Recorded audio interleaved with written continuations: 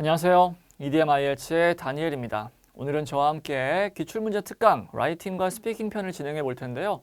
저와는 그 중에서도 아카데믹 라이팅의 타스크 1, 많은 분들이 어려워하시는 도표를 분석하거나 어떤 그림을 설명하는 그런 유형에 대해서 같이 이야기를 나눠볼 겁니다.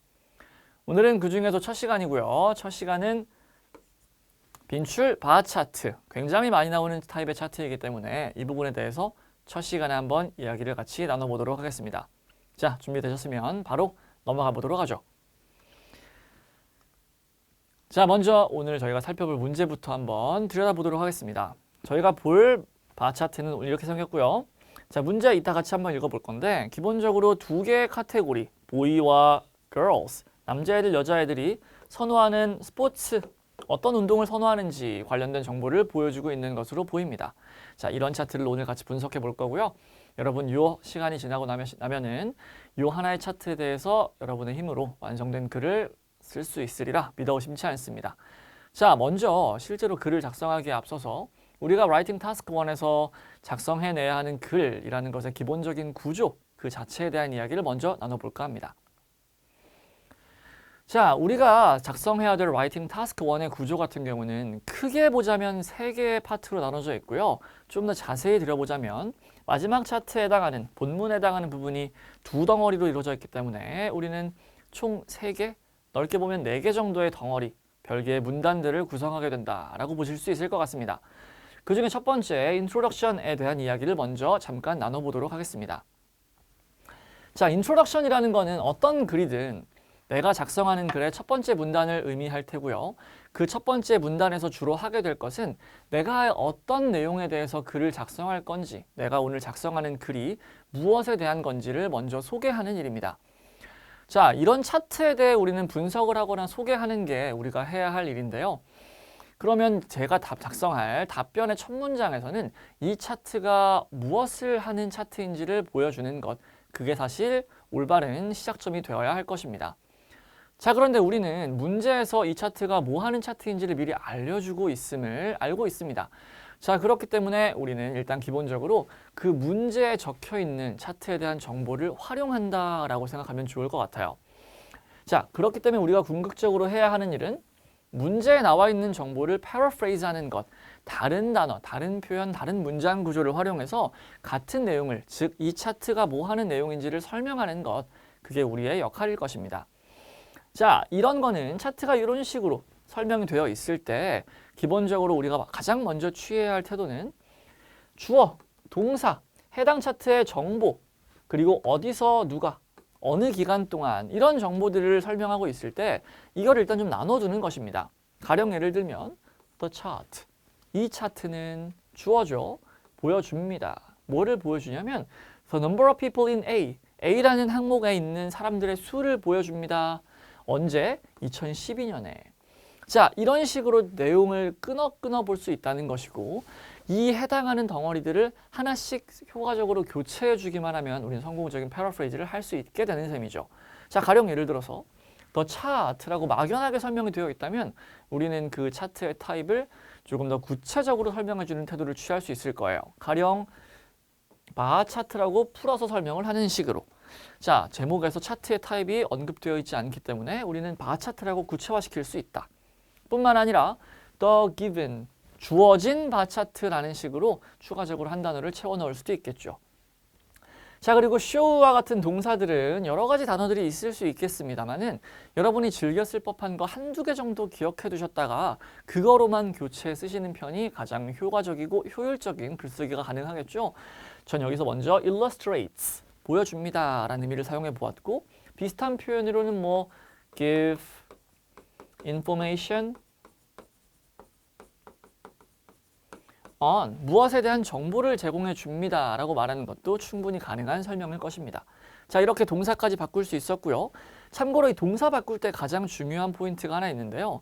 동사를 바꾸실 때 보통 여기에 지금 쓰여 있는 것처럼 끝에 s가 붙어 있으시죠. 자, 이런 s가 붙는 이유는 우리는 흔히 잘 알고 있죠. 주어가 단수, 3인칭, 시제가 현재일 때. 자, 보통 이 차트가 우리에게 이런 정보를 보여준다라고 말할 때는 그 시제를 현재 시제로 쓰는 게 자연스럽습니다. 시제가 현재 시제라는 얘기는 이 앞에 나오는 차트가 단수인지 복수인지만 확인이 되면 어차피 3인칭이긴 하니까 단수인지 복수인지만 확인이 되면 우리가 여기에 S를 붙일지 말지를 결정할 수 있다는 뜻입니다. 보통 차트는 하나만 나오거나 우리 오늘 보고 있는 차트의 경우죠. 혹은 파이 차트 같은 경우 피자 모양의 차트가 두 덩어리, 세 덩어리 뜨는 경우가 있을 수 있겠죠. 그래서 차트가 지금처럼 단수거나 charts, 복수거나 둘 다 가능하거든요. 만약 복수인 경우에는 동사에 S가 붙을 수 없습니다. 그래서 이렇게 기억하시면 좋아요. 차트가 무엇이든 어떻게 나왔든 간에 여러분이 인트로덕션을 패러프레이즈 하실 때는 주어 자리 혹은 동사 자리 둘 중에 어디 한 군데에는 S가 붙어야 한다. 둘 다 안 붙는 경우는 없겠죠. 주어가 단수면 무조건 동사에 붙어야 되니까. 자, 둘 다 붙는 경우도 없을 거예요. 주어가 복수면 동사에 S가 안 붙을 테니까.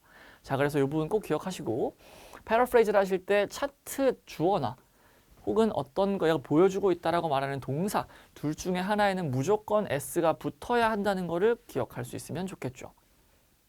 자, 그래서 어디에서 몇 년도에 in A에서 2012년도에 이런 식으로 바꿔줄 수 있는 부분은 금방 바꾸면 되고, 자, 중간에 나와 있는 부분 the number of people 이런 것들 지금은 명사구로 주어져 있는데 이런 것들은 how 절로 바꿔서 교체할 수 있으면 효과적으로 패러프레이즈를 진행할 수 있죠. 만약 이런 부분들이 생소하신 분들이라면 사실 지금 기출 특강보다는 타스크 1을 작성하는 방법 수업을 먼저 듣고 오시는 편이 좋겠네요. 이런 부분을 여기서 다 설명하기는 좀 길 것 같고 기본적으로 주어 동사 뒤에 자질구레한 정보들을 교체하는 건 간단하고 중간에 등장하는 제일 중요한 정보를 명사절인 경우에 명사구인 경우에 하우절로 바꾸고 하우절로 나온 경우에 명사구로 바꾸는 거 이런 연습이 기본적으로 좀 되어 있을 필요는 있다고 보입니다. 자, 이런 식으로 패러프레이즈를 진행하시면 인트로덕션, 즉 내가 써야 할 4개의 문단 중에 첫 번째 문단을 작성했다라고 할 수 있겠죠. 넘어가 보도록 하겠습니다. 저희가 두 번째로 작성할 문단의 경우는 오버뷰라고 불리는 문단입니다. 말 그대로 이 글 전체가 한눈에 들여다봤을 때 개괄적으로 이렇습니다 라고 할 만한 정보를 제공해 주는 자리죠. 자, 여기서는 기본적으로 첫인상, 내가 이 차트나 그림을 봤을 때 이런 생각이 들었다. 이거 이렇구나. 혹은 가장 두드러지는 특징, 다른 말로 하면 한눈에 파악되는 정보, 남자애들이 이렇고 여자애들은 이렇구나. 혹은 이런 수치들은 더 높고 저런 건 더 낮구나. 이런 식의 이야기들. 혹은 얘는 지금 전체적으로 증가했구나. 전체적으로 감소했구나 등의 정보를 전달할 수 있으면 일단 가장 효과적인 오버뷰 살펴보기가 되겠습니다. 자, 우리가 오버뷰를 작성할 때 이 차트에서는 이런 포인트를 주로 들여다봐야 한다라고 할 수 있는 정보가 사실은 차트마다 다릅니다. 오늘 우리는 좀 이따 설명을 하겠지만 바 차트 중에서도 어떤 하나의 종류를 살펴보게 될 텐데 그게 라인 그래프라면 또 다르게 될 테고요. 파이 차트나 테이블이라면 또 다를 거고 나중에 설명하게 될 맵이나 플로우 차트가 되면 또 다른 얘기를 해야 될 겁니다. 자, 그러니까 지금 이번 기출 특강에서 여러분들이 여러 가지 차트 타입을 보게 될 텐데 그 해당 타입의 차트마다 어떤 식으로 오버뷰를 들여다보기 위해 눈을 떠야 하는지 주로 어떤 포인트를 살펴봐야 하는지 이런 것들을 유심히 살펴봐 주시면 감사하겠습니다. 자, 하나 중요한 것은 오버뷰에서 구체적인 수치, 구체적인 카테고리의 이름, 가급적 구체적인 정보의 언급을 피하는 편이 유리합니다. 그 이유는 다름은 아니고요. 여러분이 기본적으로 이 밑에 디테일 부분에서 자세한 설명을 하게 될 거고 나중에 샘플 앤서의 모양을 보시면 알겠지만 인트로덕션이나 오버뷰는 거의 뭐 한두 줄, 길면 3줄 정도. 사실상 우리가 작성하게 될 글의 가장 많은 부분은 이 아래쪽에 있는 디테일, 본문이라고 할 수 있는 부분입니다. 근데 우리가 이 오버뷰에다가 구체적인 수치나 정보를 설명을 해버리고 나면 당연히 나중에 디테일에서 그런 자세한 설명을 할 기회를 박탈하는 셈이겠죠. 똑같은 얘기를 한 번 더 하는 것도 뭐 가능은 하겠지만 사실 그렇게 되면 그렇게 좋은 글쓰기는 아닐 수 있으니까 가급적 구체적인 정보들은 추후에 나중에 글을 자세히 잘 쓰기 위해서 양보해 두는 편을 저는 강력하게 권합니다. 자, 그래서 오버뷰에서 두드러지게 기억하고 있어야 될 특징들을 살펴보았습니다. 오버뷰는 뭐다? 가장 두드러지는 특징을 살펴보는 것이다. 그런데 그 특징들은 차트별로 차이가 있다. 그러므로 잘 기억해 놓자 뿐만 아니라 실제로 작성하실 때 구체적인 정보는 언급하지 않는다. 자, 이 정도면 설명이 충분한 것 같습니다. 자, 구조적으로 마지막으로 살펴볼 디테일 같은 경우는 제가 아까 간략하게 말씀을 드렸지만 우리가 써야 할 바디의 개수는, 즉 디테일의 개수는 크게 나누면 2개입니다. 2개. 어차피 수치들의 자세한 설명할 거는 동일하지만 내가 어떤 기준으로 이 디테일 1과 2를 나눴는지를 잘 납득이 갈 수 있도록 하는 것. 그게 우리의 역할이기 때문에 내가 차트를 볼 때는 어떤 기준으로 이 본문을 둘로 나눌 것인지를 기억하는 편이 좋습니다. 그래서 이 차트 내용에서는 본문을 이런 식으로 나누는 게 효율적일 것 같습니다. 라는 얘기를 우리는 같이 많이 하게 될 겁니다. 자, 길이상으로 가장 많은 비중을 차지하게 될 거고요.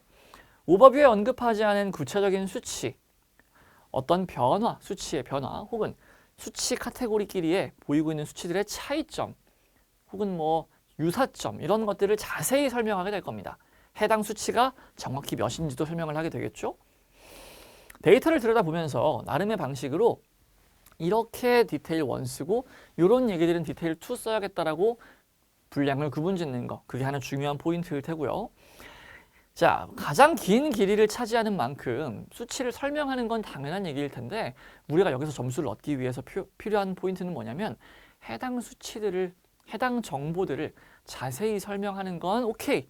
설명을 할 때 내가 가지고 있는 문장, 어휘, 표현 이런 것들의 다양함을 보여줄 수 있도록 노력하는 게 우리가 타스크 1에서 점수를 따는 방식이다 라고 보실 수 있습니다. 그래서 우리는 이런 부분을 살펴보게 될 텐데요. 여러분은 이제 이걸 위해서 영어 공부를 하고 단어를 외우시고 표현이나 문장 구조를 살펴보시게 되겠죠.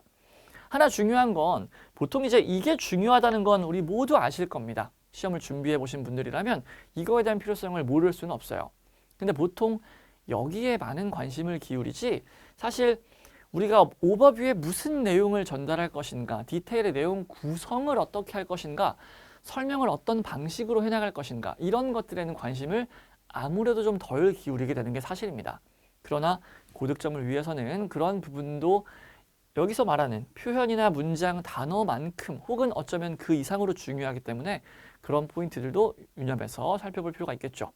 그러므로 여러분 이번 특강 보실 때 단순히 표현이나 문장을 배우는 것도 물론 좋습니다만 내용을 제가 어떻게 구성해 나가는지, 이 같은 내용을 뭐라고 설명해 나가는지 이런 것도 살펴볼 수 있으면 더할 나위 없이 좋겠습니다. 자, 그러면 다음 슬라이드로 한번 넘어가 보도록 하죠. 자, 좀 더 본격적으로 오늘 우리가 같이 이야기해 볼 이 차트에 대해서 살펴볼 건데요. 먼저 우리가 패러프레이즈를 해야 되는, 인트로덕션을 써야 되는 제목부터 한번 볼까요? The graph shows the number of boys and girls playing sport in an English town in 2012. 자, 이 그래프는 보여주네요. 뭘 보여주고 있냐면 The number of boys and girls playing sport. 운동을 하고 있는 남학생, 여학생들의 수를 보여줍니다. 어디에서? 어떤 한 영국에 있는 마을인가 봐요. 그리고 시점은 2012년도 이렇게 됐습니다. 이 정보들을 하나하나 바꿔줄 수 있으면 효율적인 패러프레이즈가 가능하겠죠. 자, 그리고 차트를 한번 자세히 들여다보기 위해서 오버뷰를 슬슬 준비해 보도록 합시다. 자, 오버뷰를 먼저 준비하기 위해서는 우리는 이 차트가 어떤 정보를 전달하고 있는 차트인지를 먼저 면밀하게 파악할 필요가 있겠습니다. 왜냐하면 이 차트가 핵심적으로 전달하는 내용이 뭔지를 알아야만 그거에 맞는 올바른 설명을 할 수 있기 때문이죠. 자, 이 차트를 자세히 들여다보시면 막대 그래프 모양으로 등장하고 있는 걸 알 수 있고요. 막대 그래프는 기본적으로 X축과 Y축 정보가 등장하고 있는데 이 두 축 어디에도 가장 먼저 확인을 해야 할 시간의 흐름은 보이지 않고 있습니다. 자, 시간의 흐름이라는 게 왜 중요한 정보인지를 먼저 소개를 할 필요가 있을 것 같아요. 자, 막대 그래프 같은 경우는 이 X축의 정보가, 즉 가로축의 정보가 지금처럼 어떤 카테고리일 수도 있지만 시간의 흐름일 수도 있어요. 즉 차트를 그리기 나름이란 뜻입니다. 바 차트는 똑같이 막대 그래프 모양이어도 이 X축의 정보가 시간의 흐름인지 아닌지에 따라 우리가 설명해야 될 내용이 180도 달라지게 됩니다. 자, 생각을 해볼까요? 만약에 가로축 정보가 시간의 흐름을 보여주고 있다. 어떤 월화수목금이든지 월이든지 연이든지 5년 단위든지 10년 단위든지 할 것 없이 시간의 흐름이 존재한다면 그 차트는 예외 없이 무조건 해당 기간 동안에 어떤 수치가 어떤 식으로 변화하고 있는지를 보여주는 데 집중할 겁니다. 뿐만 아니라 막대 그래프니까 다른 막대기와의 비교도 가능할 거고요. 자, 그렇기 때문에 시간의 흐름이 존재하는 차트라면 우리는 기본적으로 해당 수치들이 어떻게 변화되어 가는지를 설명하는 데 집중해야 합니다. 자, 반면에 오늘과 같은 이런 차트 타입은 시간의 흐름이 등장하지 않고 있는 차트이므로 우리는 어떤 수치가 해당 기간 동안 어떻게 변하고 있는지, 즉 증가하는지 감소하는지 따위에 대한 얘기를 전혀 하면 안 되겠습니다. 자, 그런 만큼 바 차트 혹은 뭐 어떤 종류의 차트든 가장 먼저 선행되어야 할 분석은 해당 차트에 시간의 흐름이 있는지 없는지입니다. 자, 오늘처럼 시간의 흐름이 없는 차트에서 여러분이 관심을 가져야 할 포인트는 해당 카테고리끼리 혹은 나오고 있는 정보 이런 것들이 구체적으로 수치상에서 어떠한 차이를 보이고 있는지, 어떤 수치가 더 크고 어떤 수치가 더 낮은지, 얼마나 차이가 나는지, 혹은 해당 수치가 그래서 몇인지 이런 거를 설명하는 것에 집중하셔야만 합니다. 자, 다시 한번 강조하면 바 차트뿐만 아니라 어떠한 타스크 1 차트 타입을 보더라도 우리가 가장 먼저 해야 될 건 시간의 흐름이 존재하는지 그렇지 않은지를 분석하는 일이다. 이거부터 꼭 기억을 하시면 좋겠습니다. 자, 대소비교, 수치를 비교할 건데 이 중에서 우리가 오버뷰를 쓰기 위해 두드러진 포인트를 들여다봐야 한다고 했었죠. 자, 두드러진다라는 개념은 가급적 수치가 가장 크거나 가장 작은 수치일 가능성이 아무래도 가장 높겠죠. 그 다음으로 나가면 가장 큰 차이를 보이는 카테고리라든가 거의 유사한 카테고리라든가 이런 것들이 차선책이 될 수도 있을 겁니다. 자, 그래서 두드러지는 특징류들을 먼저 파악하는 게 중요할 것 같습니다. 자, 그러면 우리 오늘 이 차트를 분석하고 글을 작성하는 데에서 우리가 해야 할 일이 되게 명확해졌다라고 볼 수 있겠네요. 자, 우리가 해야 할 일은 그러니까 뭐다? 해당 수치를 설명하는 일, 해당 수치를 대소비교하는 일, 가령 풋볼과 발리볼을 비교한다든지 남자애들과 여자애들을 비교한다든지 자, 이런 행위를 할 건데 이런 행위를 하기 위해서는 우리는 그런 글쓰기를 할 때 필요한 표현들 이 수치는 몇입니다. 이 수치는 어떻습니다. 뭐보다 큽니다. 이런 식의 기본적인 표현들을 좀 알고 있어야겠죠. 물론 뭐 짧은 시간 안에 모든 표현을 다 소개할 수는 없겠지만 그중에 중요한 걸 몇 가지를 살펴볼 겁니다. 자, 그리고 넘어가기 전에 하나 더 강조하고 싶은 포인트가 있는데요. 이거는 타스크 1 라이팅이 많이 익숙해진 학생들도 실수하기 굉장히 쉬운 부분입니다.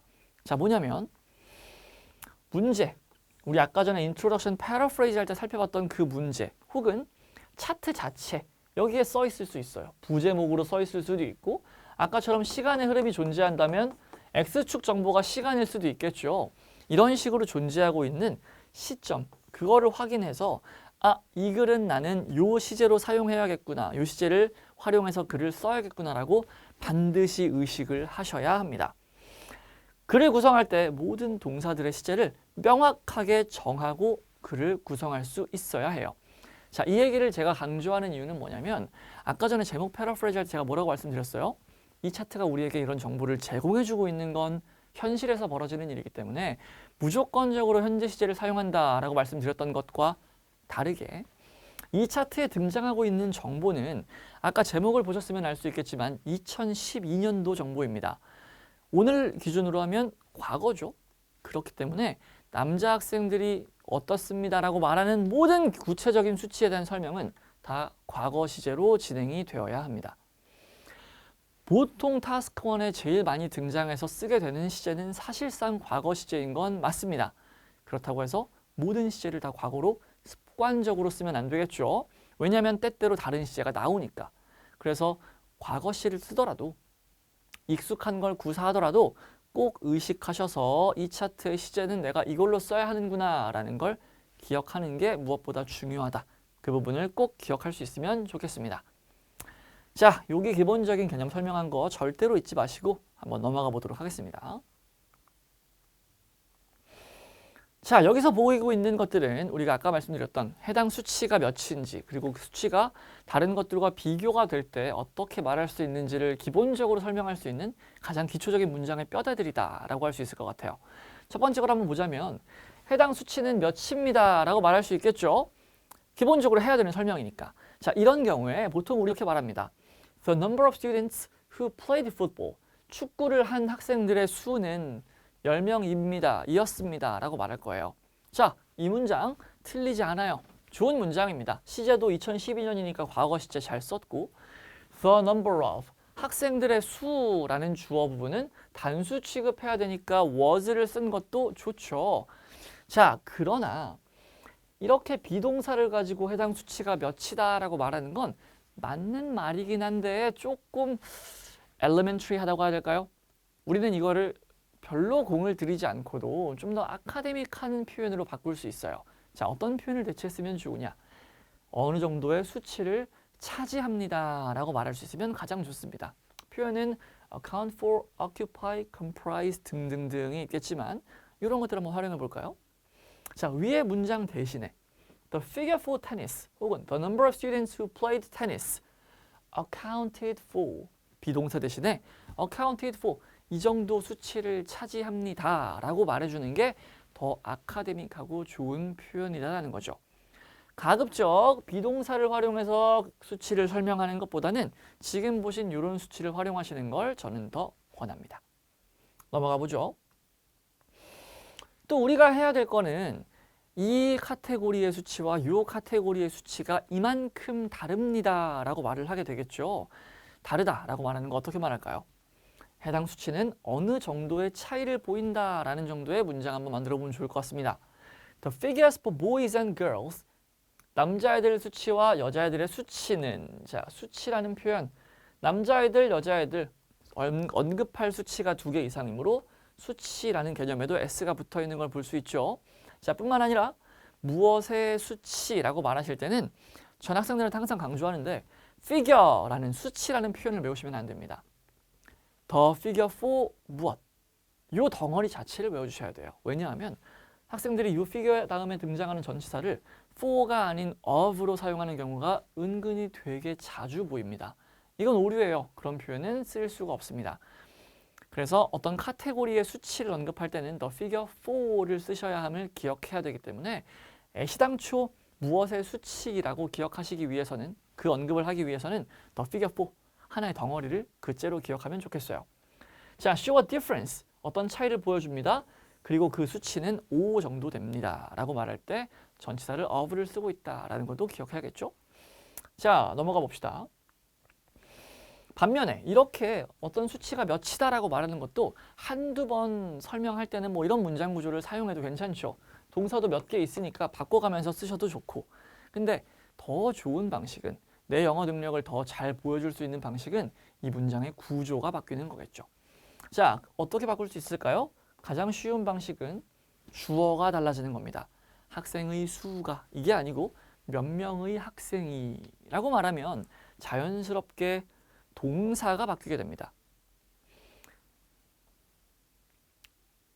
오타가 있네요. Preferred playing football이 되겠죠. 자, 기본적으로 주어가 이렇게 바뀌게 되면 우리가 생각하지 않았던 별개의 동사가 필요해지고요. 해당 동사까지 여러분이 떠올리실 수 있다면 이렇게 구조적으로 완전히 다른 문장을 쓰게 되죠. 이런 문장을 꼭 기억하셔야 돼요. 그래서 하나 핵심적인 포인트를 기억하자라고 한다면 여러분이 어떤 문장을 쓸 때, 설명을 할 때 반복적으로 자꾸 이 문장이 반복되어 등장하고 있다라고 하는 게 싫다라고 의식되셔서 바꿀 필요를 느끼신다면 처음에 하셔야 될 포인트는 주어를 바꾸는 일입니다. 주어를 바꾸셔야 돼요. 주어를 잘 바꾸면 동사까지 다른 동사가 필요해지게 되고 그렇게 되면 문장의 뼈대가 달라지게 됩니다. 이런 포인트를 꼭 기억하면 좋겠고 나중에 제가 샘플 앤서를 보여드릴 텐데 그 샘플 앤서를 올바르게 활용하시는 방법도 무작정 거기에 있는 문장들을 따라서 쓰는 게 아니라 해당 문장의 구조를 파악하는 일. 구조 파악은 뭐? 주어와 동사가 뭐 어떻게 쓰이고 있는지를 보는 일. 그 부분을 기억하면 좋겠습니다. 자, 방금 만들었던 이 문장을 이용하면 50 more male students played football. 자, 이 정도 더 많은 수의 애들이 이렇게 했습니다 라는 식의 문장 구조도 또한 가능해진다라고 할 수 있겠습니다. 그래서 이런 식의 문장을 바꿔 쓰는 법들을 좀 숙지하고 있으면 여러분이 타스크 1 라이팅을 조금 더 수월하게 하실 수 있을 겁니다. 자, 이렇게 얘기를 해봤고 한번 넘어가 보도록 하겠습니다. 자, 아까 전까지는 기본적인 수치를 언급하는 표현들이었다면 지금부터는 이제 내용을 문단에 구성해내는 방식에 대한 설명을 할 거예요. 아까 차트를 기억하시겠지만 기본적으로 여러 가지 스포츠 액티비티들이 있었고 남자애들, 여자애들의 범주가 있잖아요. 그렇기 때문에 본문을 내가 설명해 나가는 과정에서 내가 지금 이 문장에서 무엇에 대한 설명을 할 것이다 라는 걸 명확히 해 주어야만 읽는 사람 입장에서 혼동이 줄어들 겁니다. 그런 혼동을 줄이기 위해서 필요한 게 여기 나오고 있는 첫 번째입니다. 자, 언급하는 카테고리가 바뀔 때 내가 풋볼 얘기를 했었다가 이제는 테니스 얘기를 할 거다라고 한다면 이런 문장을 써주자는 거예요. 자, with reference to, in terms of, regarding, considering, in the case of 등등의 표현은 이 표현 자체의 의미는 어떠어떠한 차원에서, 어떠어떠한 관점에서, 어떤 것에 대해서는 정도의 의미를 지니고 있기 때문에 이 명사에 대해서는 이렇습니다 라고 말하기 좋은 구조예요. 자, 예문을 한번 보면 in terms of swimming, 스위밍에 대해서는 it was the top choice, 그건 가장 인기가 많은 선택지였습니다. 뭐 누구에게 이런 식의 설명이 붙을 수 있겠죠. 자, 이 문장을 사용하면 swimming이라는 명사를 넣었고 그 다음에 주어랑 동사를 넣어 설명하고 있으면 이제 이 카테고리에 대해서는 이렇습니다 라고 언급하는 카테고리를 바꿀 때 쓰기가 좋아요. 일부러 여러 가지 표현 넣어놨으니까 내가 언급하는 카테고리가 바뀔 때마다 이 표현들은 제대로 자리를 잡아주시는 게 좋습니다. 이 표현 쓰는 거는 뭐 어렵지 않은데 학생들한테 쓰라고 말하면 되게 자주 나오는 실수가 하나 있어요. 그게 뭐냐면 바로 여기에 있는 이 주어, 자, 이 주어를 빼먹는다는 거예요. 그걸 빼먹는 이유는 다름이 아니에요. 왜냐면 여기서 이 it이 없어진다고 하면 in terms of swimming was the top choice. 자, 어차피 이 it은 얘를 받아줄 가능성이 매우 높아요. 이 명사 차원에서는 이건 이렇습니다. 이 명사는 이렇습니다. 라고 말하기로 할 가능성이 높다 보니까, 의미적으로 높다 보니까 학생들이 구조를 쓰는 과정에 이 명사가 이 뒤에 나오는 주어인 것처럼 생각을 한다는 거죠. 그러니까 여기 주어를 자꾸 누락시키는데 아니에요. 이 표현은 멀쩡한 문장 구조 앞에 전치사구가 하나 더 붙어 있는 것 뿐입니다. 그래서 명사를 쓰셨더라도 여기에 주어를 절대 잊지 않고 적어 주셔야만 함을 잊으시면 안 되겠습니다. 이런 포인트를 꼭 숙지해 주세요. 정말로 시험장에서 긴장하고 그러면 실수하기 좋은 포인트니까 저 주어 여러 번 반복해서 강조하고 있는 만큼 꼭 기억해 주시면 좋겠습니다. 자, 또 하나 팁을 드리자면 오늘 우리 살펴보고 있는 바 차트의 경우 이렇게 생겼고 어떤 수치들이 등장하고 있는데 뭐 이런 식으로 막대기가 나오잖아요. 그러면 우리는 이게 정확히 칸에 딱 맞는 경우면 모르겠지만 그렇지 않은 경우도 있죠. 이 막대기보다 조금 밑에 있어. 여기 눈금보다 조금 위에 있어. 이러면 우리 냉정하게 얘기해서 그 수치가 정확하게 몇인지 알 수는 없습니다. 그런 만큼 이런 식의 그래프가 등장하는 바 차트와 라인 그래프, 꺾은선 그래프의 경우도 해당 수치가 정확히 몇인지 알 수 없기 때문에 우리는 대략적인 수치가 몇인지를 설명하는 방식을 취해야 합니다. 자, 그러기 위한 표현은 이런 것들이 있을 수 있겠네요. 자, 무엇은 accounted for 23 라고 말하는 게 아니라 for approximately 20. 자, 23인지 24인지 알아보기가 힘들다는 거죠. 그런 만큼 어떻게 대략적으로 라는 의미를 지니고 있는 어휘들을 쓰는데 비슷하게는 이런 애들이 있겠네요. 자, 같이 기억해 두셨다가 해당 차트를 설명하실 때 해당 수치 정보를 정확하게 말하기 힘들 때 이런 것들을 사용할 수 있으면 좋겠습니다. 나중에 우리가 살펴볼 도표, 파이 차트 이런 거에는 수치가 기본적으로 23% 정확하게 나올 거기 때문에 그때는 이런 표현을 쓸 이유가 별로 없어질 거예요. 자, 이런 차트에는 이런 표현들이 필수적임을 꼭 기억합시다. 넘어가 볼까요? 자, 바 차트의 오버뷰를 한번 분석해 보도록 하겠습니다. 우리 이 차트를 보면서 가장 두드러지는 특징이 뭐가 있는지 한번 들여다볼까요? 자, 제일 기본적으로 우리가 생각해 봐야 되는 건 이 차트는 얘네들이랑 얘네들 정보를 비교하기 위한 거라는 건 두드러지게 알 수 있죠. 그러므로 보이즈가 더 높은 항목들이 뭐가 있는지를 살펴볼 수 있습니다. 하나, 둘, 셋, 넷. 하면 여자애들은 요거에서 더 높은 수치를 기록하고 있죠. 자, 그러면 이런 정보도 우리 입장에선 오버뷰에 쓸 가치가 있는 두드러지는 정보입니다. 반면에 남자애들 여러 수치가 있지만 가장 두드러지는 거 이런 거는 분명히 의미가 있을 거예요. 또한 가장 낮은 거는 이거였고 여자애들의 경우는 가장 높은 항목이 여기에 등장하는 걸 볼 수 있고 가장 적은 건 여기에 있죠. 자, 그러면 이건 어차피 인기가 없는 종목이니까 뭐 나중에 따로 설명하고 제일 인기가 높은 항목 두 가지 이런 정보는 우리에게 의미가 있을 겁니다. 그래서 이런 정보를 활용해도 오버뷰를 작성할 수 있을 거예요. 자, 이 정도의 분석. 구체적인 수치가 몇인지 그런 거를 들여다보는 게 아니라 전체적으로 딱 봤을 때 차트를 이런 정보가 눈에 띈다라고 할 만한 거를 활용해서 오버뷰를 쓰면 되겠죠. 한번 들여다보면 먼저 봤던 거. 보이스 수치가 더 높은 항목. There are 4 sports that more boys prefer. 더 많은 애들이 선호한 운동 종목이 있습니다. 4개. 여자애들은 나머지 2개를 더 선호했습니다. 정도의 오버뷰가 가능할 것 같기도 하고요. 저는 개인적으로 좀 더 좋은 오버뷰는 이거라고 생각합니다. 가장 두드러지는 수치들을 설명하는 거. 자, 이거에 대해서 한번 글을 써보면 자, 오버뷰라는 타이틀로 문단을 쓸 때 처음에는 우리 무조건 overall 이란 표현을 써놓고 시작할 거예요. 전체적으로 봤을 때 Boys preferred to play football the most. 가장 선호했습니다. 반면에 the most popular sports among girls was swimming. 가장 파퓰러한 스포츠는 여자애들 주변에 있었던 것은 뭐다? 스위밍이다. 요 정도면 충분히 오버뷰에 설명할 수 있는 정보가 됩니다. 이 정도면 되겠죠? 많이 어렵지 않고 대단한 정보를 써야 되는 것도 아니고 구체적으로 써야 되는 것도 아니니까 요 정도만 기억합시다. 넘어가겠습니다. 자, 지금부터 이제 디테일을 챙겨보도록 할 건데요. 자, 디테일을 어떻게 나눌 것인가에 대한 얘기를 할 수 있으면 좋을 것 같아요. 자, 먼저 이 디테일 정보를 가장 단순하게 나눈다면 보이즈로 한 문단, 걸스로 한 문단 작성하는 것이겠죠. 근데 그렇게 되면 보이와 걸의 수치를 비교할 기회가 사실 많지는 않을 수 있어요. 그래서 저는 유기적으로 두 정보를 같이 섞어서 내용을 구성해 보았습니다. 자, 첫 번째 말하고 싶은 포인트는 보이의 수치들 중에서 두드러지는 것들을 먼저 언급해보자. 자, 뭐가 두드러지죠? 얘가 가장 두드러집니다. 왜? 제일 높기도 하고요. girls랑 가장 큰 차이를 보이기도 하기 때문에. 자, 중요한 정보인 만큼 오버뷰에도 언급했던 가장 두드러지는 특징인 만큼 구체적인 수치를 활용해서 설명해 볼 겁니다. 자, 바디를 시작할 때는, 디테일 시작할 때는 in detail, 자세히 들여다보면 이런 문장을 하나 넣을 거고요. 표현을. The most noticeable thing is the dramatic difference between the figures for boys and girls who play football. 자, 이거를 축구를 한 사람들 수치의 가장 큰 차이가 가장 두드러진다라고 할 수 있겠죠.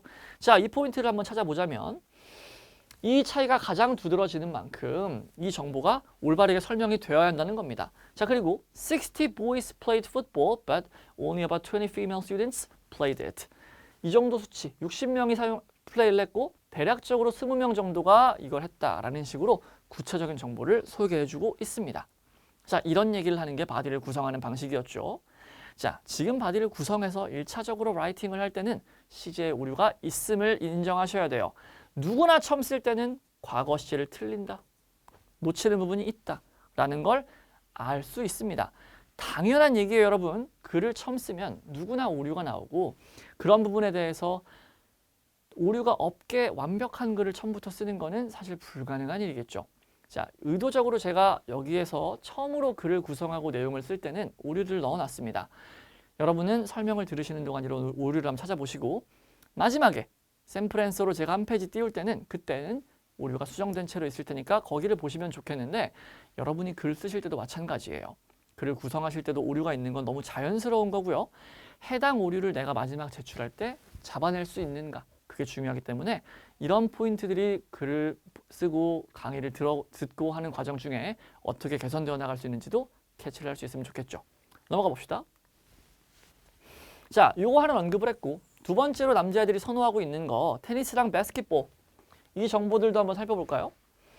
The second most popular sport among boys was tennis. 두 번째로 인기 많은 건 테니스였습니다. 그리고 그것은 preferred by 50 male students. 50명에게 선호되었습니다. 여기도 지금 수치가 정확하게 눈금에 맞아 떨어지고 있죠. 자, 게다가 approximately 36 boys played basketball. 대략적으로 36명 정도? 절반보다 높아 보이니까 그 정도가 농구를 했습니다. 정도로 설명할 수 있으면 보이즈 수치에서 두드러지는 것들은 언급을 한 셈이죠. 자, 그리고 나서 보면은 테니스랑 바스켓볼에 요거 언급했으니까 해당 카테고리에 대한 여학생들 수치도 소개할 수 있겠어요. 자, 이 정보에 해당하겠죠.